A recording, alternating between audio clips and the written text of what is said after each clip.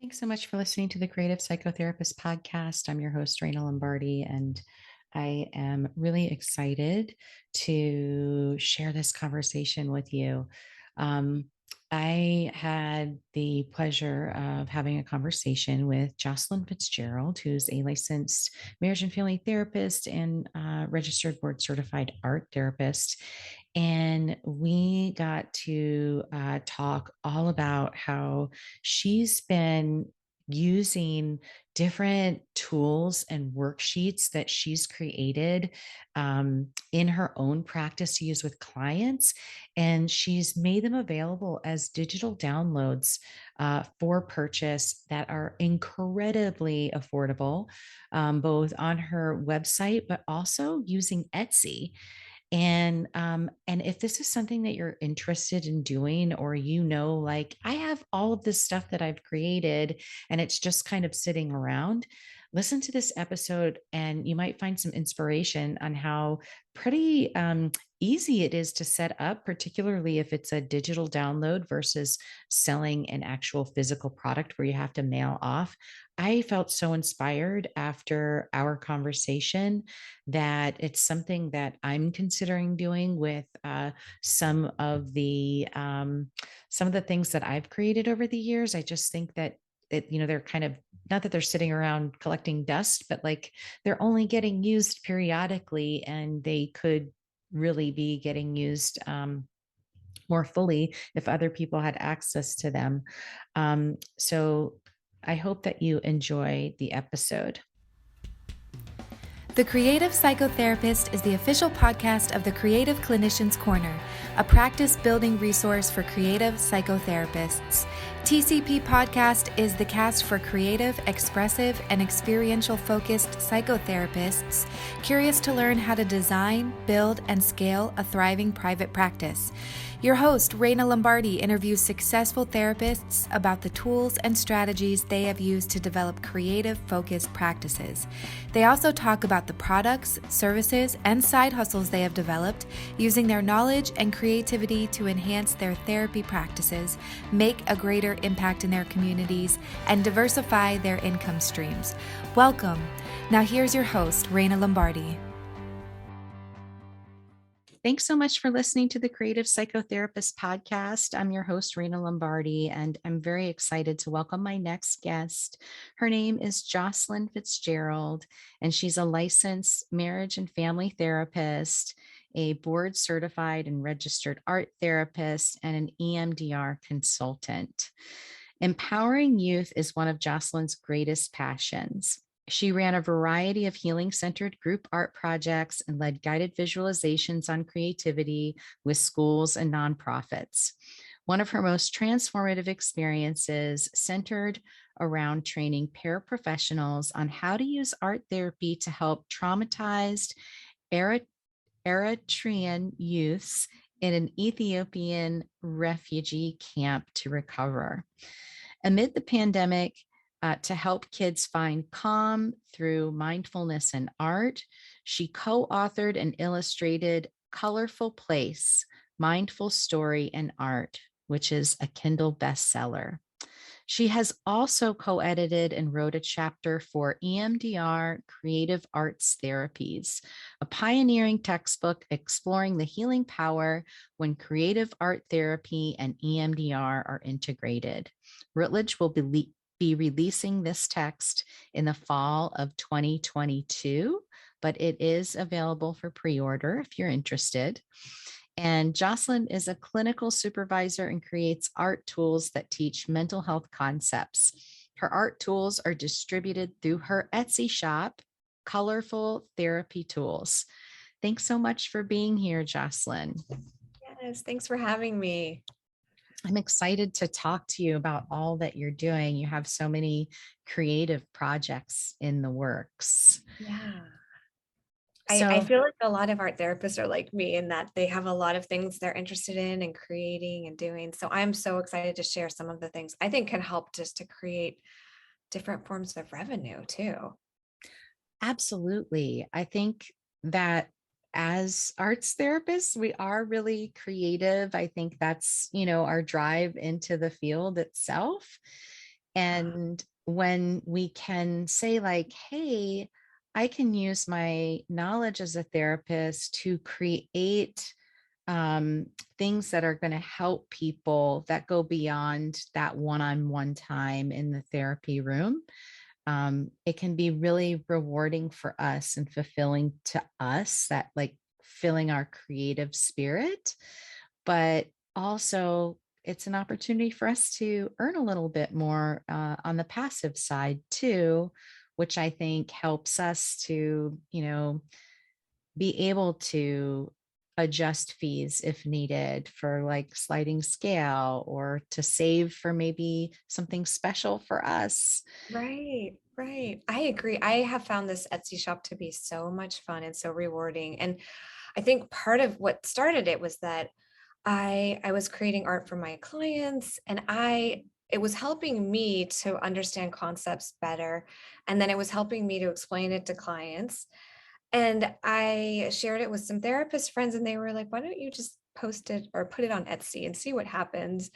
Um, and it was really fun to see that other people were interested in just these kind of bite-sized exercises and art pieces to help explain to clients different concepts.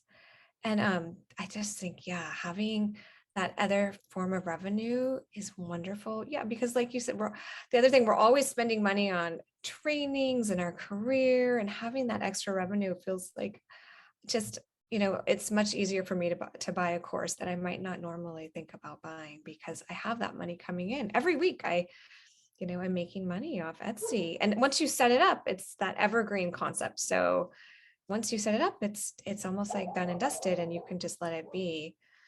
That being Yeah. said, it does take a little bit of time. Like, I think for the first year, I was just posting maybe a piece of art every couple weeks. And I remember like having it up for a year and being like, gosh, I haven't had really any reviews. And Mm. then it was the second year, the reviews started blowing up, and the word started getting out that, I had these tools. So, so definitely if you create it, don't give up too fast if it's not, selling right away. I would say keep working at it. Yeah, I think Etsy is one of those places where there's so many shops that it can be hard for people to find you at first. And you get found the more you sell, the more you have Right. reviews and feedback. And it takes a while to build up. Years ago, like many years ago, I was selling my personal art on Etsy, and it was like, gosh, now I'm like it's like over 10 years ago. It was 2009. Um, and I remember like struggling with that, like nobody's finding me. Like Yeah. it's really hard to be found when there's so many Yes. on the platform. Yeah. With your shop, how long have you had it open? I think I opened it like right around the pandemic. Mm. I felt like I needed to do my own art for my own therapy kind of and healing. And so I started just creating a lot of art during the pandemic. Um, yeah. And then one of the things that I did that's been really helpful is in some of these bigger Facebook groups, like play therapy communities or EMDR and play therapy, I would just post an image and I would just say, I'd love feedback, and I'm happy to share this with you for free. And I got Mm. tons of great feedback on wording and maybe changing an image here or there. And then that also helped because I would send them the information or send them the image. And I would say, if you're interested in checking out my other art, please feel free to go to my Etsy page, but no pressure. And that just helped getting the momentum, the word out there. But yeah, it's been a couple years, and it definitely now is just kind of this well-oiled machine that every week I'm getting sales, every day I'm getting sales. And I pay for ads, which is one Mm. thing I would recommend. I pay like $2 a day for ads, and Etsy. So if you search EMDR tools on Google, one of my little art pieces comes up on top because I pay for that ad. Oh, So and when you say you pay for the ads, are you doing Google ads or are you doing ads through Etsy? through Etsy. And then they work with Wow. Google, and they put it out on their platform, they put it out on Google. I forget where else it goes, but it's funny because I've seen my art now all over the world. Like I just recently found somebody in Turkish. They took my art and translated it, which I hadn't given permission for, but I was kind of also pleased that like it's getting out there. That's Uh, amazing. yeah. Yeah. Oh, So I think wow. Etsy really is a great platform. It was interesting too, because I did a little experiment recently where I gave away a piece of art that I had just created. And I let people know that I actually have all my art up on my website too. So people can buy it there. And not one person bought it from my website. And then people were still asking for it for free. So I changed the verbiage and I said, okay, it's on my website, but it's also on Etsy. And then my Etsy sales took off. So I think there is something about Etsy that makes people feel kind of safer, more comfortable about giving out their information. Hmm. That makes sense, right? It's kind of Yeah. vetted versus a random website, which may or may not be the real Right. you. Right. Right. Yeah. Yeah. Um, yeah, that's really great to know that for $2 a day, Yeah. that you had such an awesome response. And I think Google ads themselves can be incredibly intimidating. Right. So being able to partner with Etsy and you just tell them this is what I want promoted and they handle all of the technology part of creating that, that's Yep. that's a great bargain. Yeah, I think so too. I think it's well worth the money. Yeah. And so my art can be used for other therapists, but you can also, like, a lot of us have wait lists. And so on my website, I'll say go to my Etsy shop for tools for parents. And I've had parents that have, while they're waiting to get in with me, will download a workbook and they're like, this is great. I can use this with my daughter or son and work through it while I'm waiting to get in. So again, it's just creating that way to connect with people that are waiting to get in with therapists. And there's Mm. just such a need, right now for mental health services. I love that idea of saying, like, hey, if you can't get in, I have another way of helping you that is meaningful and accessible while you're in that waiting period. Or even for people that maybe they just need a little help and they don't need to come into therapy. Like maybe Right. that resource is just what they needed to help them through whatever it is they're going through. Yes. Yeah, that's so true. I know. And I feel like as creative arts therapists, we're creating stuff probably, most of us are creating stuff a lot for our clients. Um, and it just seems like such a win-win to just not only create it for you and your clients, but to create it for other people out in the world. Yeah. Yeah. And it's really fun It's to really do. fun. Yes. I use one of the tools I use a lot is Canva. So I Me highly too. recommend you do. Yeah. Yes, I Isn't it love great? it. Yeah. So Amazing. I even created a workbook that's just words on with an EMDR. We have these things called cognitive interweaves. And I just pulled together all these different ideas of cognitive interweaves from all these different people. And of course, I cite them all in the back of the workbook, but I just put it together, all my ideas that I've heard about over the years. And it's like a $3 workbook. And that one sells so much. So my point with that is that you don't even have to do art. If it's just words and questions or prompts, people are loving just getting bite-sized pieces of information. Mm. I think books are great too, but I've just been surprised at how well these little $3 packets sell.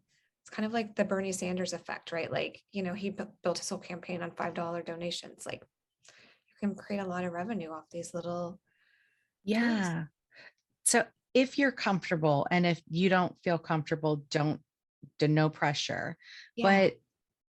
But on average, how much are you bringing in? Maybe just like percentage of revenue from what you're able to sell on Etsy versus like what you do to bring in face-to-face in-person therapy work.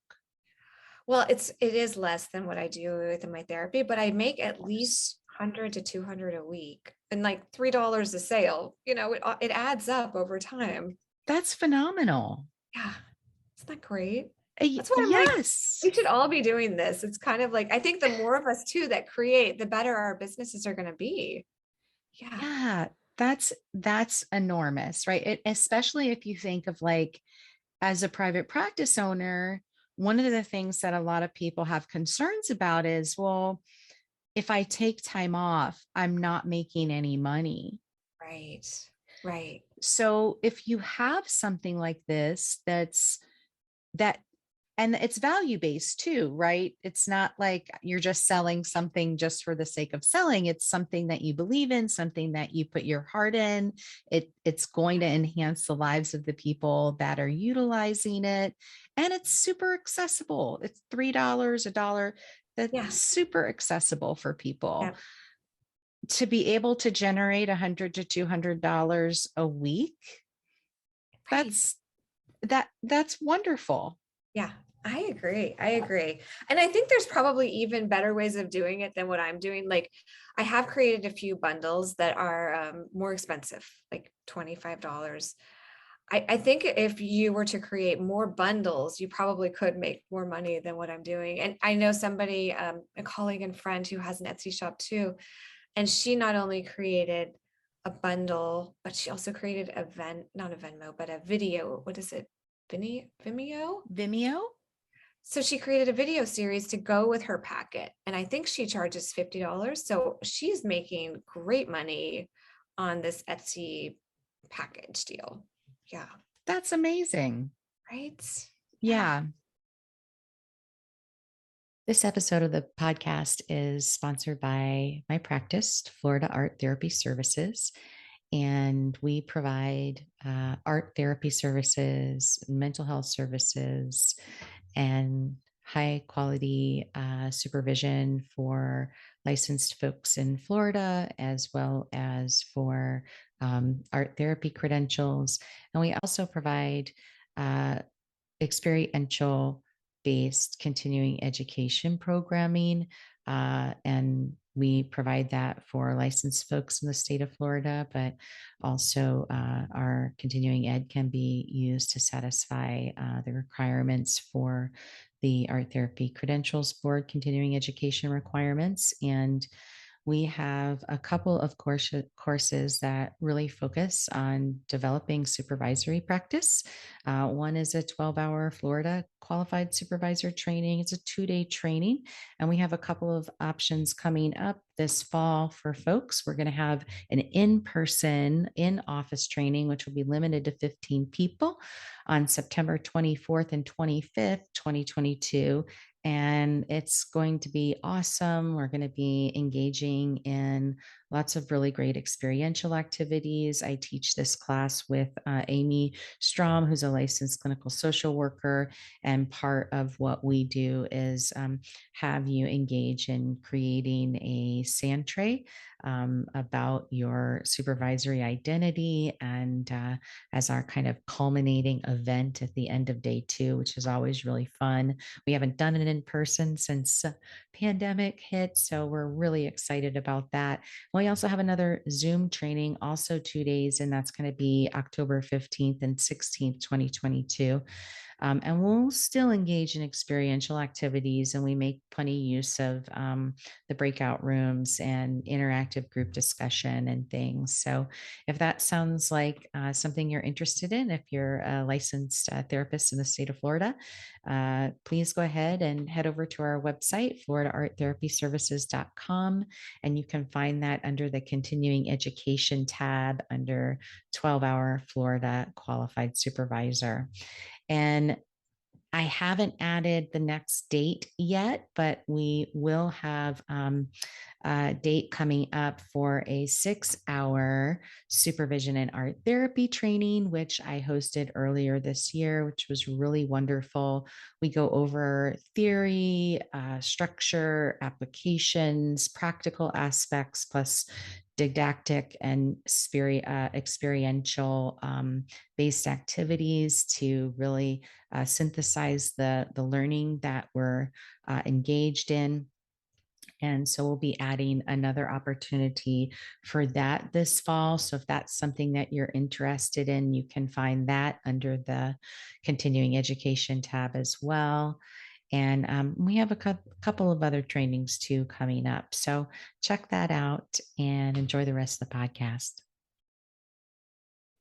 I think if you could, obviously everything takes time as a creative.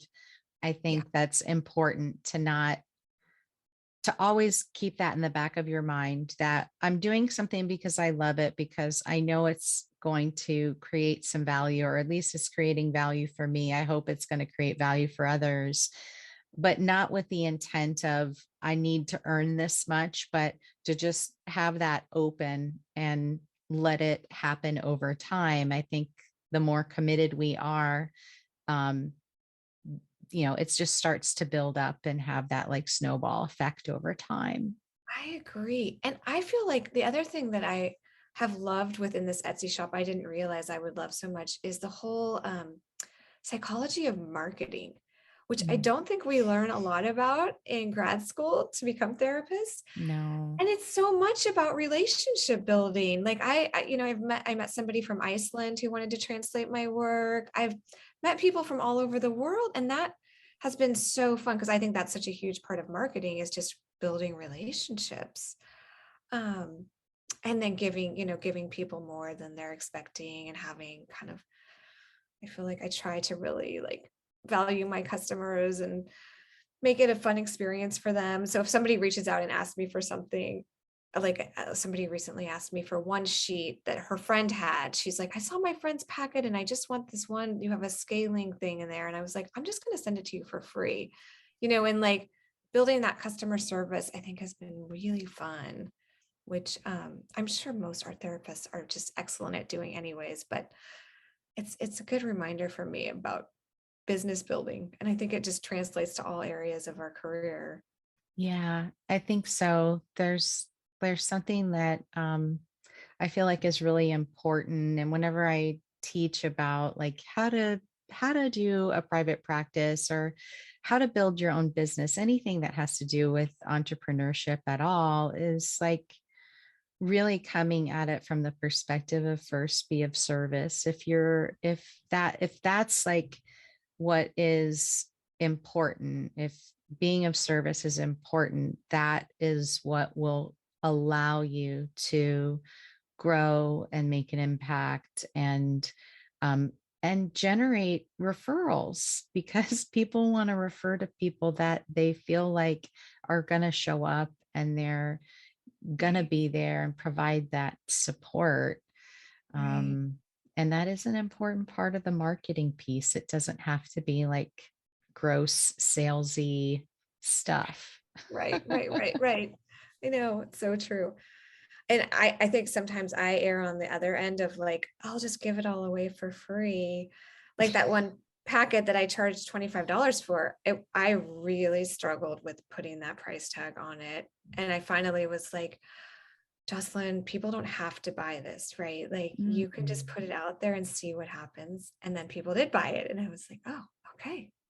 I'm worth Yeah, this. My art is worth this. And each product that you create for Etsy, well, for me at least, takes hours. I do spend hours creating the right. art, or sometimes I'll redo it if it's not just right. And then I put together words of how to ask questions around it. And it's like a whole packet. And then taking pictures of it and writing the kind of like your I wanted to call it a bio. The It's like the description. description. Yes, Hmm. of the art piece takes time. So valuing that and valuing your time, and giving that a price that feels good to you is really important. I agree. I agree. And I think that, one, I'm proud of you for putting it out there, even though you're feeling Thank uncomfortable about it. Like you. every time we do that, it's an opportunity for us to, I think, let go of some of that doubtful voice of Yes. like, is this really of value? Is this really worth something? Yeah. um, that when we show up, we do it, even though there's a little bit of fear there, discomfort, and then stuff happens. You're like, okay, like I can continue to do this. like Yes. another like pat on the back, like, okay, I got Ah, this. right. Um, I was terrified when I first started my shop that I would get all these bad reviews. I'm like, oh my gosh, what am I going to do? How is this going to feel? And so I've been doing it now for over 2 years, and I've had one bad review. And I like remember it, of course, verbatim. And she gave me feedback that something was wrong. And so of course I like changed it right away. I sent it to her the right way. And I never heard from her, but I was like, this is just a really good exercise of like, you cannot please everyone. And letting go of that is so important. Yeah. hugely important, Yeah. hugely important. I'm in the process, like this week, I've been re-listening to Elizabeth Gilbert's book, Big Magic. Have you read that? Love it. Yes. Yeah. I And might like, need to listen to it again though. It was so good. Yeah. so good. And like just what you're talking about, that like need to let go, because everybody's going to have an opinion, and Right. we have a right to express our truth and our version of, you know, our creative process, and other people have the right to accept it or reject it. And it doesn't matter what they have to say, No, you right. know. No, it doesn't. Yeah. But it's really, really good. Yeah. That book is really good. Yeah, I agree. Yeah. So if anybody's listening and hasn't read that yet, she really does a phenomenal job about talking about the relationship of the creator and creativity. And it's just beautiful. Yeah. Um, I think she even does a podcast on the book and has people come in that are oh, artists or working on creative endeavors, and it talks about like their fears and what's going on. Yeah, she's amazing. oh my gosh, I'm totally going to have to look that up. And Yeah. if I find it, I'll link it in the show notes. But I didn't know that. But I love the book. Mhm. Yes. Yeah, because everybody's going to have an opinion, and it's okay. We can't Yeah. let it stop us in our tracks. We just have to keep going. And some people are just unhappy. Totally. Yeah. And actually her feedback was spot on. It could have been a nicer, like she could have said it in a nicer way. But I did write her back and I was like, I really appreciate honest feedback. And I kind of thanked her, but I also felt really sad that like she was so brutal with it. But Yeah. yeah, it was a Yeah. good lesson. You can't please everyone. Yeah. And there's that other piece of it. It's like done is Mm. better than perfect. Yes, that's hugely important, right? Because I even Yeah. looked at my early art that I was putting up there and I was like, this was not perfect. And I've redone a lot of art because I'm like, oh, I see the mistakes here or where this could be stronger. Yeah, but you got to just start putting stuff out there, I think. Mhm. Yeah. Yeah, you just have to start and publishing and doing whatever it is. Even like podcasting, I think when I first started, it took me months before I was able to actually record an episode that went to publication. And I would like re-record and re-record. Oh, And it interesting. was so painful. And I thought to myself, do I really want to do this? Am I like, can I really do this? Now I feel a lot more comfortable, but I'm like 2.5 years in. Interesting. Yeah. But anytime we're doing, I think, a new form of creativity and putting it out there for the world to interact with, we're going to get good, bad, and different feedback Exactly. all around. Exactly. Yeah.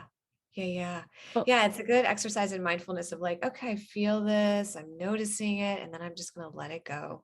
mhm, Because I couldn't change that review. It's up there now. People can go find it if they want, but it was one, and now it's one out of hundreds that was mhm. a 2-star review. The rest have been great. So anyways, yeah. But it's funny how we remember those. Right. It's our negative negativity bias, right? Yes. But we can't improve if we don't practice and we don't actually put it out there. I think that's how we grow and learn. Yeah, that's so true. get So better. true. Yep.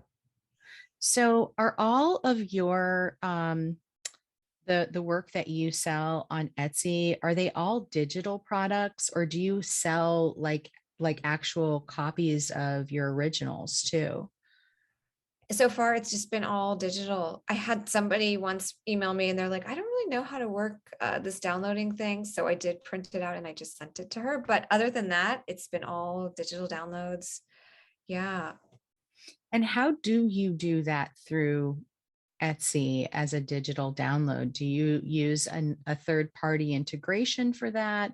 Do they have the ability to do that within Etsy these days? Yeah, they do. I actually do everything by hand. Most of my art is on watercolor paper. And then I take a picture of it on my iPad and I kind of like filter out the watercolor paper and then I put it onto Canva and upload it just as a PDF. So Canva, you can switch the Mm. formatting. I mean, I know you can in other platforms too, but I just upload it as a PDF and then they just every time somebody purchases the item, they send it right out to them. Oh my gosh, that's So amazing. easy. Yeah, it's so easy. That is so easy. When I was doing Etsy, I was selling original artwork. So then I would have to like factor in postage, and which is fine if it's in the continental US, but if you're Right. mailing overseas somewhere, I was like, Yeah. okay, well, I guess I just mailed all my profit away with postage because I didn't like do it right. But I was okay with that because I was like excited. I'm like, well, somebody in the Netherlands has a piece of my art. So that's really cool. That is really cool. Well, and I have a lot of customers from around the world because there's a VAT, a VAT, which I don't know what it stands for, but it's some sort of tax. Like, so from people when they're in London, they buy it, they pay, like if it's a $3 piece of art, they pay like 50 cents extra. I don't know why they do that, but I'm sure there's some tax reason. And Etsy Mhm. does take out a portion for taxes, which is great. And they do take, so if I sell a $25 bundle, they take about $1.50 Mhm. for Etsy for their hosting it on their platform, which to me is totally worth it. And then I pay that $2 a day for ads. So it's really pretty good revenue Yeah. for what you're getting. Yeah. And easy, right? Because you're not having to go like, okay, I need to see where I need to ship. I need to plan to Right. get to the post office. I need to package all this stuff up. Nope. They just Right. buy it. It's all online. You don't have to think about it. It's just Yeah. automagic. Yeah, exactly. Every once in a blue moon, I'll have somebody say, I didn't get the download. And then I'll just say, give me, if you want, just give me your email and I'll just email it directly to you. But other than that, it probably has happened 10 times in the 2 years that I've had my Etsy page. Yeah. That's not bad. And Not I bad. think some people have, like the tech doesn't jive Yeah. sometimes, Yes. Right. that's Yeah. bound to happen. Yeah. So, how long have you been integrating EMDR in the work that you do as an art therapist?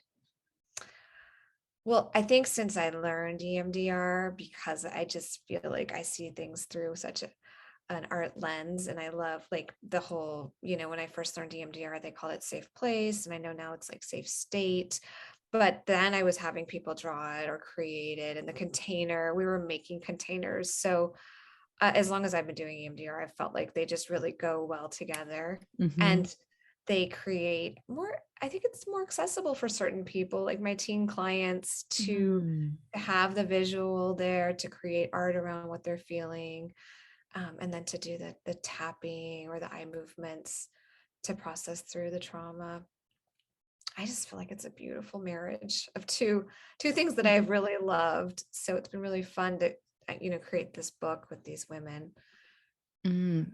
What else? Who or yeah, aside from obviously visual art therapy, what other creative arts therapies are represented in the book that's integrating EMDR? Yeah, there's a woman that wrote a chapter, beautiful chapter on writing, using writing Oh. with EMDR. Somebody else wrote about using IFS, that's not creative arts, but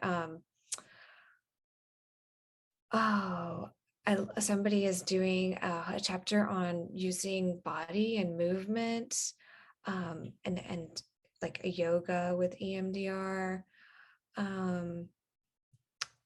Another woman wrote a ton of different exercises to use with teens. So like creating a zine and different fun interactive things that get teens excited about using EMDR and art. I love that. Yeah. Yeah. I think that I I'm not EMDR certified. I've just taken some um remedial level trainings. I haven't gone through like the formal training, but I too felt like there were so many parallels between the work that creative arts therapists do anyway, Mhm. in terms of like bilateral stimulation activities that Mhm. we do, um, even like bilateral drawing. Oh yeah, There's so much that really it pairs so beautifully. I agree. Yeah, I agree. I think it's going to be great for more clinicians to have access to this book and this material. Yeah. Yeah, very cool. And I should ask too, some of the art that you make and sell on Etsy relates to the topics of EMDR.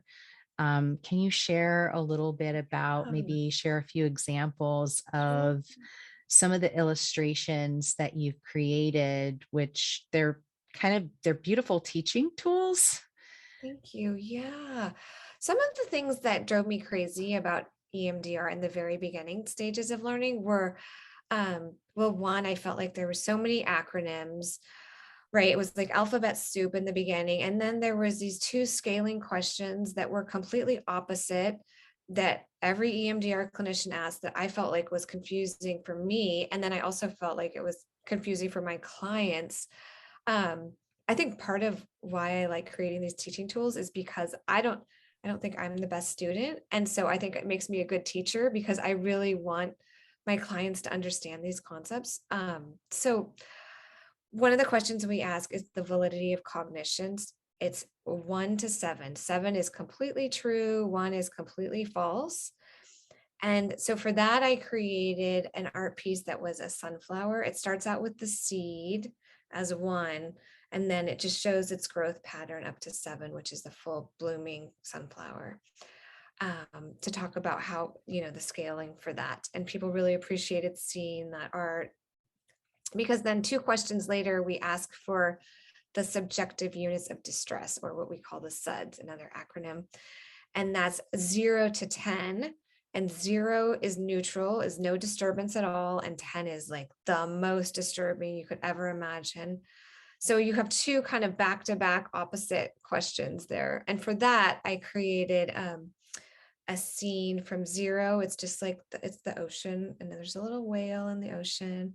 And then it goes all the way up to 10, which is a huge tidal wave and the thunder and lightning to kind of illustrate that concept. So those are 2 that sell pretty well on Etsy for people to. I have them printed out and laminated in my office so I can show clients when I'm trying to explain concepts to them. Of course, that makes sense. I love laminated tools. I have a ton. Yeah. Yes. No, I Yeah. love that. I love that.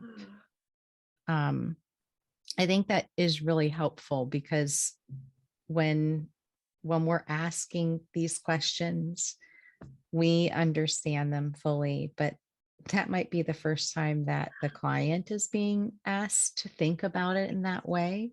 Right. Well, and the other part of EMDR is that it's often scary for people in the beginning to think about opening up an old trauma memory. And it can be hard to even think and to use words, and they can feel flooded. And you just want to make it as safe as possible and as simple as possible. So I just felt like having art pieces for my clients has been so helpful. Mhm. I have another one that's like the arc of EMDR, the processing, the 8 phases that we use. Um, and the other part of EMDR is that we look at, the past and the present, and then we go into the future. And so I created in the middle of the arc a tree that represented these 3 parts of EMDR. And around the arc is all 8 phases so that I could really give my clients like the whole picture. This is what we're going to be doing. This is what it looks Mm, like. And then oftentimes I'll just give them a copy, not the laminated one, but a copy of the work so they can take it home to understand where we're going to be going I love within the that. processing. Yeah. I feel like that is, gosh, it's really empowering for them. And it's also really helpful because one, this is kind of complex information. I mean, it's Yeah. complicated, I think, even as a professional sometimes to integrate all of those kinds of concepts. Yes. And then we're asking somebody to take it in, and they don't, they're not super familiar with all of these jargony terms. And Oh, yeah. um, so by giving them a graphic illustration of the process, it makes it so much more accessible and um, I, easy Right. easy for Right. them. Right. Right. It shouldn't be like a big scary secret. This is what we're going to be doing. This is how it flows. Yeah. Very Yeah. cool. Thanks. Yeah. Yeah. So I want to ask if people were interested in checking out your Etsy shop.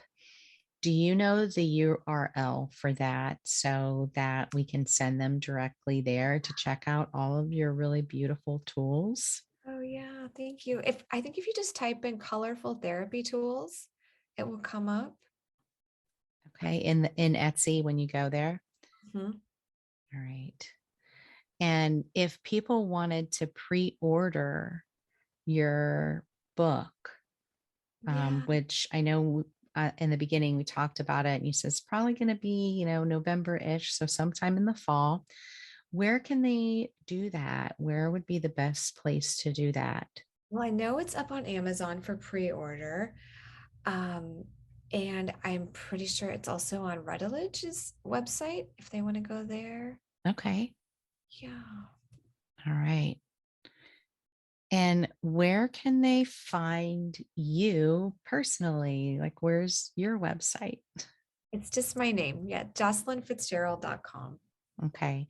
And so if you're listening, I'll put that all in the show notes, but that would be www.jocelynfitzgerald.com. And I know we had talked about if um, that you wanted to give away your number one selling download, which is on the window of tolerance. Yes. Um, and we'll be creating a code for you to download that from Jocelyn's website. And you'll have to stay tuned and listen to the outro, and I'll add the code in there. And I'll also put it in the show notes so that you can download a copy of the Window of Tolerance art piece that she made to use for yourself to share with clients. I definitely recommend that you check out her work. It's really beautiful, and I think could be really helpful, and also just some inspiration for how you can um, do some similar things based on the concepts that you use with your clients.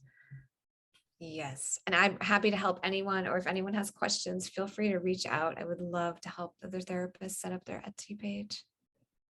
That's a great resource. Great resource. Well, I am incredibly thankful for your time and our conversation here today.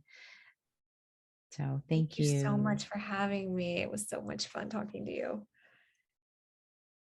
Thanks so much for listening to this episode of the Creative Psychotherapist Podcast. I hope that you enjoyed my conversation with Jocelyn. Like, you have to check out her work and see what she's doing.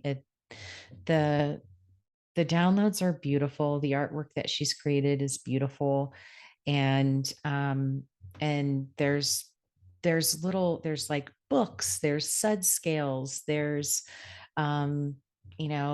like mini posters on the 8 phases of EMDR and all kinds of resources to really help you in your practice.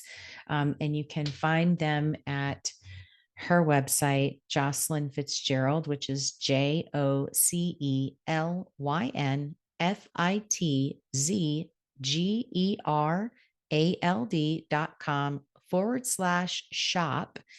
And she's giving listeners a free download of her most popular tool, which is a window of tolerance packet, guided packet with a coloring sheet. And if you go to her website there and go to the colorful therapy tools page, which is jocelynfitzgerald.com/shop. You'll find the window of tolerance, or it's called a guide to window of tolerance, and click on that. And in the discount code, you will put in creative in all caps, and that will get you that download for free, and you'll get it immediately. Once the information is processed, you'll get the link immediately for download. And then you can begin using that with your client. And if you're also interested, she has written a book, which we talked a little bit about, EMDR and creative arts therapies. And it's an edited textbook with her, Elizabeth Davis, Sherry Jacobs, and Jennifer Marchand. And it is published by Routledge. And if you would like, they are offering a 20% discount with the flyer, but I have the discount code, which you can enter at the checkout if you go to find that book on the Routledge page. And that discount code is capital F, capital L, capital E, 22. All right. I will add both of those things in the show notes as well for you. And I hope you enjoyed the show. Take care. Talk to you next time. Thanks for listening to this episode of The Creative Psychotherapist. If you like what you heard, please rate, review, and subscribe wherever you listen to your favorite podcasts.